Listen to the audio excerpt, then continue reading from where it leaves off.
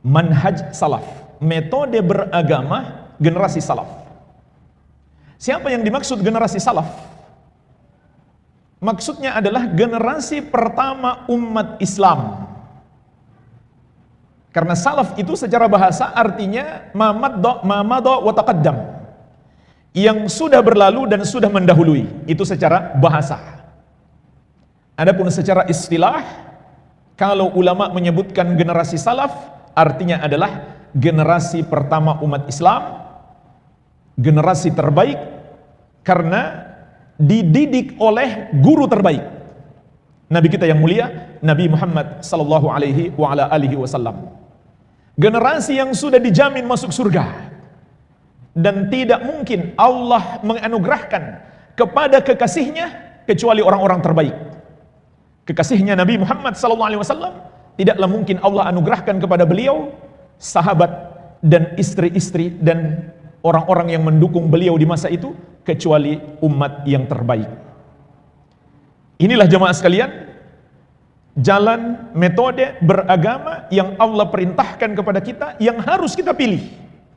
Kenapa?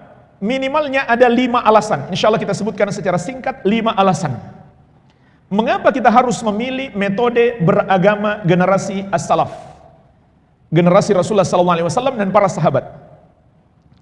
Yang pertama adalah karena itulah yang Allah wajibkan kepada kita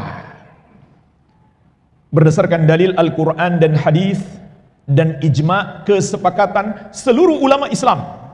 Berikut saya nukilkan di antaranya dalam Al-Quran, surat At-Taubah ayat 100.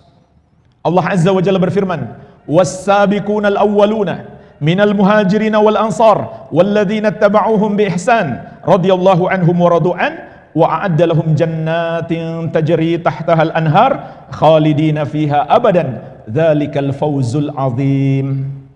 Dan orang-orang yang pertama masuk Islam dari kalangan sahabat-sahabat muhajirin dan ansar, 2 kelompok sahabat terbaik, dan orang-orang yang mengikuti mereka dengan baik, maka Allah ridho kepada mereka dan mereka pun ridho kepada Allah, dan Allah telah menyiapkan untuk mereka surga-surga yang mengalir di bawahnya sungai-sungai. Itulah kemenangan yang agung. Jemaah sekalian, perhatikanlah ayat yang mulia ini. Allah mengabarkan kepada kita 2 golongan yang Allah ridhoi dan Allah jamin masuk surga. Golongan yang pertama adalah sahabat-sahabat al-muhajirin dan ansar. Golongan yang kedua siapa? Orang-orang yang mengikuti mereka dengan baik. Dan ayat ini berlaku umum, kata para ulama ahli tafsir, diantaranya disebutkan oleh Asy-Syaukani dalam tafsir beliau Fathul Qadir, bahwa ayat ini berlaku umum, mencakup siapapun yang mengikuti mereka sampai hari kiamat.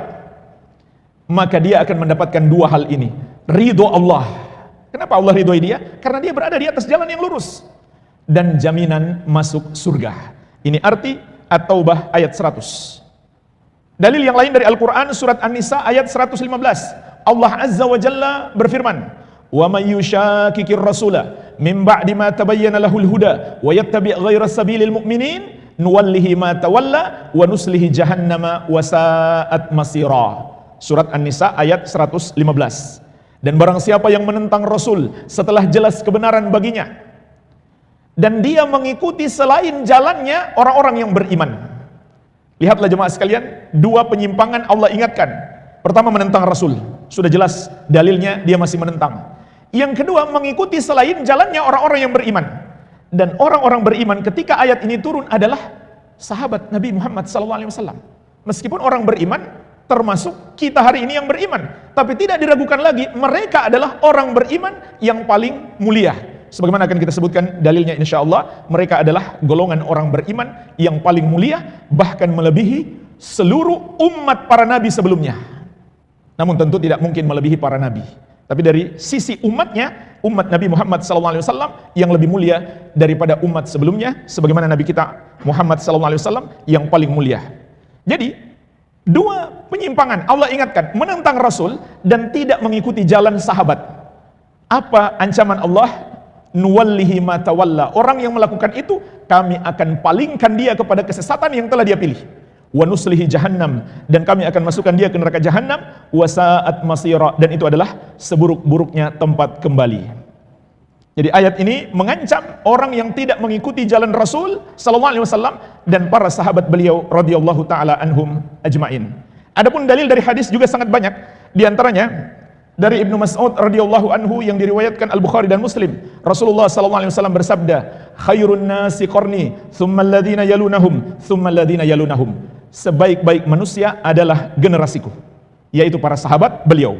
Kemudian generasi yang datang setelah mereka, yaitu generasi tabi'in. Kemudian generasi yang datang setelah mereka lagi, tabi'ut tabi'in. 3 generasi diberi rekomendasi oleh Rasulullah SAW sebagai umat terbaik.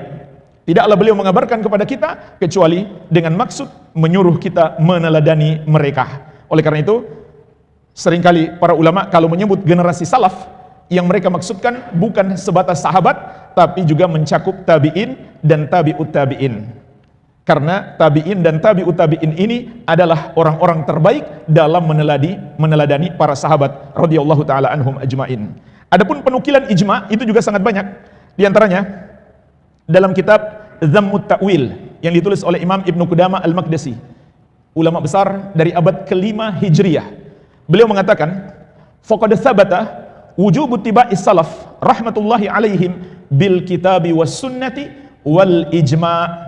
Telah tetap kewajiban syariat untuk kaum muslimin harus selalu mengikuti generasi salaf, generasi para sahabat Nabi Muhammad SAW, tabi'in dan tabi'ut tabi'in, berdasarkan Al-Quran dan Sunnah dan ijma'. Sepakat ulama, tidak ada perbedaan pendapat. Dan juga secara akal sehat jamaah sekalian, ini saya sebutkan dalil Al-Quran, Sunnah dan ijma'. Saya tambahkan satu lagi, dalil secara akal sehat. Secara akal sehat, tidak ada yang metode beragama yang lain yang lebih pantas diteladani daripada metode para sahabat. Kenapa? Karena mereka adalah murid-muridnya Rasulullah SAW. Gurunya adalah guru yang terbaik. Tentu nggak mungkin kita lebih paham agama daripada mereka, nggak mungkin. Begitu pula mereka orang Arab dan Al-Quran turun dalam bahasa mereka. Dan bahkan Al-Quran turun seringkali karena peristiwa yang terjadi di antara mereka. Jadi nggak mungkin kita lebih tahu tentang Al-Quran daripada mereka. Secara akal sehat nggak mungkin. Sehingga kalau bertentangan antara pemahaman kita dan pemahaman mereka, maka tentulah pemahaman mereka yang benar, kita yang salah. Nggak mungkin kita yang benar, lalu mereka yang salah. Ditambah lagi kalau kita baca sejarah para sahabat, luar biasa. Semua sahabat orang-orang yang bertakwa, yang rajin ibadah, yang jauh dari maksiat. Jemaah sekalian, kalau kita baca sejarah para sahabat, semuanya tanpa terkecuali, itu seperti membaca dongeng yang tidak nyata, tapi nyata, fakta. Orang-orang yang sangat ajaib, luar biasa ibadah mereka, iman dan takwa mereka itu luar biasa, tidak tertandingi sepanjang zaman. Begitu pula dari segi kuatnya hafalan mereka. Ketika menghafal Al-Quran dan menghafal hadis-hadis Nabi SAW, sehingga hampir-hampir tidak ada sahabat yang mencatat. Ada 1-2 yang mencatat, tapi mayoritasnya nggak mencatat karena kuatnya hafalan mereka. Dan hafalan itu kuat karena pengaruh dari ketakwaan juga. Jadi luar biasa ini generasi sahabat, benar-benar Allah pilih untuk menemani kekasihnya Muhammad SAW. Oleh karena itu ulama Islam sepakat, golongan Syiah itu menjadi kafir, salah satu sebabnya adalah karena membenci sahabat Nabi SAW. Dan itu juga Allah tegaskan di surat Al-Fath, liyaghidha bihimul kuffar. Para sahabat itu kata Allah jadikan untuk membuat orang kafir benci. Maka berdasarkan ayat ini, Imam Malik dan para ulama yang lainnya mengatakan kalau begitu Syiah kafir karena mereka membenci sahabat Nabi Muhammad SAW. Tapi kekafiran Syiah sebenarnya ini belum ada apa-apanya. Ada yang jauh lebih parah daripada itu.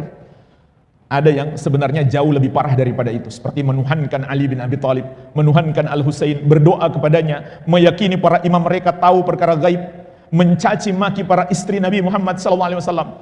Jadi kekafiran Syiah itu sangat banyak. Baik jemaah sekalian, ini alasan yang pertama.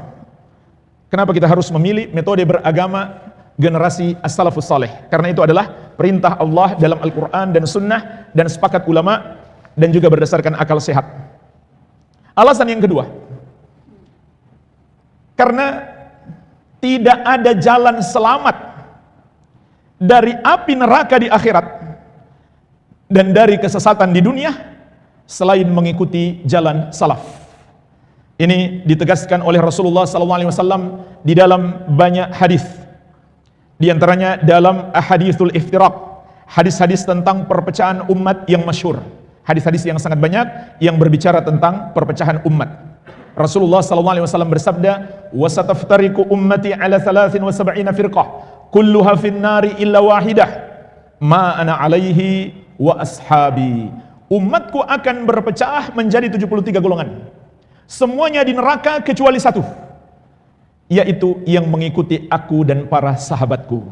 Oleh karena itu, golongan yang mengikuti generasi salaf, itulah yang disebut golongan ahli sunnati wal jamaah, dan juga disebut al-firqatu an-najiyah, golongan yang selamat, berdasarkan hadis tentang perpecahan umat. Begitu pula hadis Al-Irbad bin Sariyah radhiyallahu anhu yang diriwayatkan Abu Dawud, At-Tirmidzi, An-Nasa'i dan yang lainnya. Rasulullah SAW mengingatkan kita akan munculnya perpecahan umat dan apa solusinya. Kata beliau, "Innahu man ya'ish minkum fasayara ikhtilafan katsira, fa 'alaikum bi sunnati wa sunnatil khulafa'ir rasyidin al-mahdiyyin min ba'di, tamassaku biha wa addu 'alaiha bin nawajidh." Sesungguhnya siapapun di antara kalian yang hidup sepeninggalku, dia akan menyaksikan banyak perselisihan. Karena bermunculan berbagai macam metode beragama yang sesat, maka manusia pun berpecah belah. Maka kita pun paham jamaah sekalian, mengikuti petunjuk Nabi Muhammad SAW, mengikuti jalan generasi salaf adalah jalan keselamatan dari perpecahan umat. Jangan malah dibalik. Kalau mengajak mengikuti sunnah dan meninggalkan pemahaman, pemikiran, amalan yang Nabi SAW tidak contohkan, itu sebagai pemecah belah umat. Tidak. Malah sebaliknya, Nabi SAW mengingatkan kita akan muncul hal-hal baru dalam agama, itu yang membuat kalian berselisih. Kemudian beliau mengabarkan kepada kita apa solusinya. Fa'alaikum bisunnati, hendaklah kalian berpegang teguh dengan sunnahku. Ternyata beliau tidak mencukupi dengan sunnah beliau saja, tapi juga para sahabat beliau, terutama Al-Khulafa Ar-Rasyidun, Abu Bakar, Umar, Utsman dan Ali, 4 sahabat terbaik. Wa sunnatil khulafa'ir rasyidin al-mahdiyyin min ba'di, dan berpegang teguhlah dengan sunnah para khulafa ar-rasyidin yang telah mendapatkan hidayah sepeninggalku. Tamassaku biha. Perhatikan jemaah sekalian, perintah mengikuti petunjuk Nabi dan sahabat ini. Kata Nabi SAW, pegang erat, jangan setengah-setengah, jangan lemah pegangannya, pegang erat. Wa addu 'alaiha bin nawajidh, dan gigit dengan gigi geraham kalian. Artinya kalau mau selamat harus pegang erat. Makanya Imam Malik rahimahullahu ta'ala mengatakan, as-sunnatu safinatu Nuhin, man raqibaha najah, wa man takhallafa anha halak au gharik. Sunnah itu bagaikan perahu Nabi Nuh alaihi salam. Siapa yang menaikinya dia selamat, siapa yang tidak menaikinya dia pasti tenggelam. Enggak mungkin ada yang selamat tanpa menaiki perahu Nabi Nuh alaihi salam. Rasulullah sallallahu alaihi wasallam juga menegaskan, taraktukum alal mithlil bayda lailuha kanahariha la yazigu anha illa halik. Aku tinggalkan kalian di atas sesuatu yang putih bersih, malamnya bagaikan siangnya. Saking jelasnya agama yang beliau tinggalkan kepada kita, yang dipegang erat, dipahami dan diajarkan oleh para sahabat beliau kepada generasi berikutnya. Tidak ada yang menyelisihinya kecuali dia tersesat. Maka jemaah sekalian, ini alasan yang kedua, tidak ada jalan lain untuk selamat dari api neraka dan kesesatan di dunia kecuali mengikuti pemahaman sahabat. Kalau kita berikan contoh sangat banyak, sedikit contoh jemaah sekalian. Kesesatan pertama sekali terjadi, bid'ah Khawarij. Apa bid'ah mereka? Mengkafirkan kaum muslimin yang melakukan dosa besar. Apakah sampai hari ini masih ada? Masih. Yang mengkafirkan pemerintah kaum muslimin hari ini karena melakukan dosa-dosa besar, tidak berhukum dengan syariat Allah dalam semua undang-undang mereka. Ini pemahaman Khawarij. Kalau kita mengikuti pemahaman sahabat, kita selamat dari bid'ah ini. Sahabat mengatakan, orang yang melakukan dosa besar, dia berada dalam bahaya, tapi dia tidak kafir. Ada pula golongan Murji'ah, mereka mengatakan, walau melakukan dosa-dosa, nggak ada masalah, karena amalan nggak memberi pengaruh pada iman. Maka sahabat di tengah, antara dua golongan sesat. Begitu pula, kebingungan kaum liberal hari ini, antara mengkafirkan dan toleransi. Kalau nggak mengikuti pemahaman yang benar, bingung. Seperti orang-orang liberal hari ini. Islam mengajarkan pengkafiran terhadap orang yang dikafirkan oleh Allah dan Rasulnya, yaitu bukan muslim. Yang dikafirkan Khawarij itu masih muslim, tapi Allah menyuruh kita mengkafirkan yang bukan muslim. Tapi orang-orang liberal bingung, itu bertentangan dengan toleransi menurut mereka. Maka ajaran Islam mengkafirkan non-muslim mereka sebut intoleran. Kalau kita mengikuti jalan sahabat tidak begitu. Sahabat mengkafirkan Yahudi dan Nasrani misalkan, bersamaan dengan itu Yahudi dan Nasrani diberi hadiah oleh mereka. Para sahabat kalau menyembelih kambing, mereka suruh pembantunya kirimkan kepada tetangganya Yahudi, kirimkan kepada tetangganya Nasrani. Jadi ini dua hal nggak bertentangan. Menjalankan apa yang Allah perintahkan, meyakini mereka kafir, tapi kita bisa berbuat baik kepada mereka. Tapi ada syarat. Berbuat baik kepada mereka, dua syarat. Pertama dalam hal duniawi, bukan kita membantu mereka mengamalkan ajaran agama mereka yang bertentangan dengan agama Islam. Itu bukan membantu, itu namanya menolong dalam dosa. Yang kedua, dia tidak termasuk orang kafir yang memerangi Islam. Kalau dia memerangi Islam, maka sahabat jawaban mereka adalah jihad. Bukan dibalas dengan senyum kepadanya kalau dia memerangi Islam. Tapi kalau dia baik, sahabat pun baik kepadanya. Mereka memberi hadiah. Bahkan Rasulullah SAW berpesan banyak hadis untuk memuliakan tetangga. Untuk memuliakan tetangga, artinya memberikan kepada mereka yang mereka butuhkan. Mereka butuh makan, kita kasih makan, walaupun dia kafir. Jadi nggak bertentangan antara mengkafirkan mereka dan bertoleransi kepada mereka. Jangan kita bingung seperti orang-orang liberal hari ini. Kemudian jemaah sekalian, contoh lain dalam memahami sifat-sifat Allah Azza wa Jalla. Ada dua golongan yang bingung. Golongan yang pertama yang mengingkari sifat-sifat Allah. Di antara mereka mengingkari dalam bentuk menakwil. Contoh, Allah mengabarkan Allah di atas arsy, Ar-Rahman 'alal arsy istawa. Allah yang Maha Penyayang istiwa di atas arsy. Maka kalau kita perhatikan bagaimana sahabat beragama, tidak seorang sahabat pun yang menakwilkan sifat-sifat Allah. Silahkan buka buku tafsir manapun dengan riwayat yang sahih dari para sahabat. Contoh tafsir At-Tabari, tafsir Ibnu Katsir, tafsir Ibnu Ashur, dan lain-lain. Ini diantara buku-buku kalau kita ingin melihat bagaimana para sahabat menafsirkan Al-Quran. Lihat, riwayat yang sahih, penafsiran sahabat tentang sifat-sifat Allah. Tidak ada satupun. Sahabat tidak menakwilkan satupun sifat Allah subhanahu wa ta'ala. Lalu datang kelompok yang seakan merasa lebih tahu daripada sahabat. Mereka pun menakwilkan, oh maksudnya Allah di atas arsy, bukan di atas beneran. Allah berkuasa, tapi Allah nggak di atas. Jadi ini kesalahan mereka pertama. Lalu mereka buat kesalahan yang kedua. Kalau begitu Allah di mana? Sebagian mengatakan tidak di mana-mana, sebagian mengatakan di mana-mana. Jadi bingung. Kalau kita mengikuti pemahaman sahabat, selesai. Golongan yang kedua dalam sifat Allah yang mengimani sifat Allah tapi dia samakan dengan sifat makhluk. Ini juga salah. Karena Allah menegaskan, laisa kamitslihi syai'un wa huwas samiul basir. Tidak ada yang serupa dengan Allah dan dia Maha mendengar lagi Maha melihat. Simple. Praktis, akidah Ahlus Sunnah, akidah sahabat. Imani seperti yang Allah katakan, tapi jangan samakan Allah dengan makhluk. Kita imani Allah di atas arsy, tapi jangan samakan seperti makhluk berada di atas singgasana. Contoh jemaah sekalian, saya berada di atas kursi. Kursi yang butuh saya atau saya yang butuh kursi? Saya yang butuh kursi. Jangan samakan Allah dengan kita. Allah di atas arsy, Allah tidak membutuhkan arsy sedikit pun. Bahkan kita nggak boleh juga mengatakan Allah menempel di arsy, karena Allah nggak bilang begitu. Di atas nggak berarti bermakna menempel. Maka jemaah sekalian, mereka mencoba memahami Allah dengan logika, dengan dikiaskan kepada keadaan manusia. Mereka mengatakan, kalau Allah di atas arsy, berarti menempel di arsy, berarti Allah butuh kepada arsy. Berarti arsy itu lebih besar daripada Allah. Ini semua akal-akalan. Yang sahabat nggak pernah mengatakan itu. Kita ikuti saja seperti keyakinan sahabat. Sahabat nggak berkata, kita nggak berkata, selamat kita. Apa yang dikatakan Al-Quran, apa yang dikatakan hadis, sami'na wa ata'na. Apa yang dipahami sahabat, itu yang kita ikuti. Jangan kita melampaui mereka. Nggak mungkin kita lebih pintar daripada mereka dalam memahami agama. Dan secara akal juga bisa dibantah sebenarnya. Tidak mesti sesuatu yang di atas membutuhkan yang di bawah. Buktinya banyak. Contohnya langit di atas bumi. Tapi langit sama sekali tidak membutuhkan bumi. Tidak ada tiang menyangga langit yang bisa kita lihat. Dan langit jauh lebih besar daripada bumi. Itu antara makhluk dengan makhluk. Bagaimana lagi antara Allah dengan makhluknya? Tentu tidak sama. Baik, dan masih banyak lagi jemaah sekalian, contoh-contoh yang lain. Kalau kita berpegang kepada metode sahabat, kita selamat dari kebingungan-kebingungan manusia dalam beragama. Masih banyak lagi contoh-contoh yang lain. Baik, alasan yang ketiga, mengapa kita harus memilih metode beragama generasi as-salaf?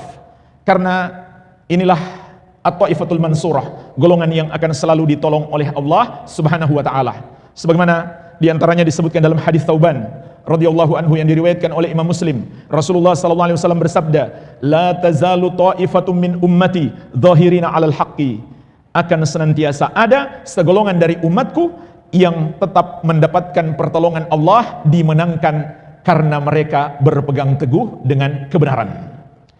Dengan ajaran Rasulullah sallallahu alaihi wasallam yang asli, yang dipahami dan dipraktekkan dengan baik oleh para sahabat. La yadurruhum man khadalahum wala man khalafahum. Tidak membahayakan mereka orang yang meninggalkan mereka, membiarkan mereka, tidak mau menolong mereka, dan orang yang memusuhi mereka. Hatta ya'tiya amrullah wa hum zahirun, sampai datang ketetapan Allah dan mereka tetap mendapatkan pertolongan, selalu dimenangkan oleh Allah Azza wa Jalla. Jadi jemaah sekalian, berdasarkan hadis ini, para ulama juga menamakan ahlus sunnah itu sebagai at-taifatu al-mansurah, golongan yang selalu ditolong oleh Allah Subhanahu wa taala. Dan ketahuilah jemaah sekalian, sebesar-besar pertolongan Allah kepada hambanya adalah istiqamah. Sebesar-besar pertolongan Allah kepada hambanya adalah istiqamah, teguh, tegar di atas jalan yang lurus, sampai dia dianugerahi husnul khatimah, mati dalam ketaatan kepada Allah. Itulah sebesar-besar pertolongan hak Allah kepada hambanya. Maka kita akan dapatkan itu dengan berpegang teguh dengan ajaran Rasulullah sallallahu alaihi wasallam atau mengikuti metode generasi as-salaf. Kemudian alasan yang keempat, karena hanya dengan mengikuti manhajus salaf kita dapat mengamalkan ajaran Islam dengan baik dan benar. Di antaranya adalah selalu mengutamakan tauhid dan mengagungkan sunnah Nabi sallallahu alaihi wasallam. Ini alasan yang keempat. Hanya dengan mengikuti ajaran beragamanya para sahabat Nabi Muhammad sallallahu alaihi wasallam, kita dapat mengamalkan ajaran agama dengan baik dan benar. Di antara prinsip ajaran agama adalah dua hal. Selalu mengutamakan tauhid, yaitu kita pelajari secara mendalam, kita amalkan dan kita jaga baik-baik tauhid kita dari segala bentuk kesyirikan. Yang kedua, mengagungkan semua sunnah-sunnah Nabi SAW, tidak ada yang dianggap remeh. Ini dua ajaran utama dalam manhajus salaf. Ini ciri utama kalau kita ingin mengenal itu ulama ahlu sunnah bukan, itu dai ustadz ahlu sunnah atau bukan. Lihat ciri utamanya, mengutamakan tauhid, menjaga akidah dari berbagai macam penyimpangan, terutama kesyirikan dan kekufuran, membahas tentang syirik sampai detail, mengingatkan manusia bahaya syirik, selalu dan selalu diprioritaskan, tidak disepelekan. Ini yang pertama. Dan di sana jemaah sekalian, banyak orang-orang yang berdakwah, tapi ada yang lebih mementingkan misalkan ekonomi, lebih mementingkan bagaimana berbuat baik kepada orang lain, itu penting. Tapi jangan sampai kita melalaikan yang lebih penting, lebih mementingkan politik, atau bagaimana dia bisa meraih kekuasaan, ketenaran, dan sebagainya. Banyak prioritas-prioritas orang berdakwah. Tapi kalau seseorang itu betul-betul mengikuti manhaj salaf, jalan Nabi SAW dan para sahabat, dia harus mementingkan tauhid. Sebagaimana para nabi dan rasul. Dalam surat An-Nahl ayat ke-36 Allah berfirman, "Walaqad ba'atsna fi kulli ummatin rasula an ibudullaha wajtanibut tagut." Dan sungguh kami telah mengutus pada setiap umat itu seorang rasul. Semuanya menyerukan kepada kaumnya, "Wahai kaumku, sembahlah Allah dan jauhilah tagut, jauhilah semua yang disembah selain Allah." Yang kedua, mengagungkan sunnah. Artinya kita selalu berusaha mempelajari semua petunjuk Nabi Muhammad SAW dalam semua sisi kehidupan. Sebagaimana perintah Allah, "Udkhulu fis silmi kafah." Masuklah kamu ke dalam Islam secara kafah. Caranya gimana? Pelajari petunjuk-petunjuk Nabi Muhammad SAW, kemudian amalkan. Itu realnya untuk masuk Islam secara kafah. Jangan kita mati-matian mengejar yang kita nggak mampu. Lalu yang sudah bisa kita kerjakan, bagaimana petunjuk Nabi SAW di dalam WC, sampai di ranjang bersama istri, semua diatur begitu detail. itu hal-hal yang mungkin kita anggap itu hal yang sepele, remeh. Tapi kalau kita ikuti petunjuk Nabi SAW, itu menjadi berpahala. Bagaimana lagi dengan hal-hal yang besar? Bagaimana berinteraksi dengan orang lain, dengan tetangga? Nabi SAW memberi petunjuk kepada kita dengan sebaik-baiknya. Tidak boleh ada satu petunjuk beliau yang kita anggap remeh. Semuanya kita anggap penting, walaupun ada yang lebih penting daripada yang lain. Itu ciri ahlu sunnah, mengagungkan sunnah-sunnah Nabi SAW. Sekecil apapun itu, tidak ada yang dia anggap remeh. Makanya kita lihat, para ulama ahli sunnati wal jamaah itu luar biasa. Mereka misalkan menulis buku-buku dengan lengkap menyebutkan semua petunjuk Nabi Muhammad SAW. Tidak ada satupun yang ditinggalkan, tidak ada satupun yang dianggap remeh. Dan termasuk bentuk pengagungan jamaah sekalian terhadap sunnah Nabi SAW, bahkan pengagungan kepada Allah Subhanahu wa Ta'ala. Ketika datang kepada kita satu ayat, ketika datang kepada kita satu hadis, sikap seorang ahlu sunnah itu adalah sami'na wa ata'na. Kita dengar dan kita taat. Prinsip beragama ini diajarkan oleh para sahabat. Bukan kita dengar dan kita pikir-pikir dulu. Kita dengar dan kita lihat situasi dan kondisi dulu. Kalau masyarakat mendukung kita lakukan, kalau enggak kita enggak lakukan. Ini bukan cara beragama Nabi Muhammad SAW dan para sahabat. Meskipun ada dalam Islam boleh ditunda, tapi bukan ditunda selamanya. Dan bukan ditunda karena kita takut tertimpa mudarat, tidak. Tapi kita khawatirkan mudarat tertimpa kepada orang banyak. Jadi inilah mengapa kita harus memilih manhajus salaf yang keempat. Yang kelima jamaah sekalian, sebagaimana kata Imam Malik rahimahullah, lan yasluha akhiru hadhil ummah illa bima saluha bihi awwaluha. Tidak akan menjadi baik akhir dari umat ini kecuali yang dengannya menjadi baik umat pertamanya. Artinya jamaah sekalian, kita umat Islam akan berjaya, akan dimenangkan dan ditolong oleh Allah hanya dengan satu jalan, yaitu mengikuti jalan para sahabat Nabi Muhammad sallallahu alaihi wasallam. Barang siapa berpaling darinya, maka dia tidak akan menang, dia tidak akan berjaya. Kalau yang berpaling darinya adalah satu umat, satu bangsa, mereka tidak akan berjaya. Mereka akan terpuruk sebagai hukuman Allah atas mereka. Dan barang siapa ingin memperjuangkan Islam tanpa melalui jalan ini, dia tidak akan sukses. Dia tidak akan berjaya. Kenapa jamaah sekalian? Karena kemenangan umat Islam itu, kejayaan kita, karena pertolongan Allah. Dan Allah akan menolong kita kalau kita benar-benar berpegang teguh dengan agamanya. Dalam hadis yang diriwayatkan Abu Daud dari Ibnu Umar radhiyallahu anhuma, Rasulullah sallallahu alaihi wasallam bersabda, "Idza tabayya'tum bil 'inah wa akhadtum adnabal baqari wa raditum biz zar'i wa taraktumul jihad sallallahu alaikum dhulla." Kalau kalian telah melakukan jual beli dengan cara 'inah, salah satu bentuk transaksi riba, dan kalian telah memegang ekor-ekor sapi dan ridho dengan pertanian, maksudnya cinta dunia, lebih mementingkan dunia daripada agama, dan kalian meninggalkan jihad. Lihat jemaah sekalian, semua yang dilakukan oleh umat Islam menyelisihi petunjuk Nabi SAW. Apa yang terjadi? Kata beliau, sallallahu alaikum dhulla, Allah akan menimpakan kehinaan kepada kalian. Jadi jemaah sekalian, Nabi SAW mengingatkan kita bahwa kita hari ini lemah. Kita adalah umat yang tidak ditakuti, disegani oleh musuh karena dosa-dosa kita. Jangan salahkan siapa-siapa, salahkan diri kita sendiri karena dosa-dosa kita. Kalau begitu gimana solusinya? Kata Nabi SAW, la yanzi'uhu hatta tarji'u ila dinikum. Allah tidak akan menghilangkan kehinaan kalian sampai kalian kembali kepada agama kalian. Tidak ada jalan yang lain jemaah sekalian. Kita menjadi umat yang besar, yang berjaya, yang disegani oleh musuh, kecuali kembali kepada agama kita. Tentu yang dimaksud Nabi SAW adalah agama yang asli, bukan yang sudah dimodifikasi, ditambah-tambahi, dikurang-kurangi, tapi yang asli seperti yang beliau ajarkan kepada sahabat beliau. Mereka pahami dan mereka amalkan dengan baik. Tidak ada jalan untuk kembali kepada kejayaan kita sebagai umat kecuali berpegang teguh dengan ajaran Nabi Muhammad SAW dan para sahabat radhiyallahu taala anhum ajmain. Dan pokok ajaran Nabi dan para sahabat itu sebenarnya sederhana, yaitu iman dan amal saleh.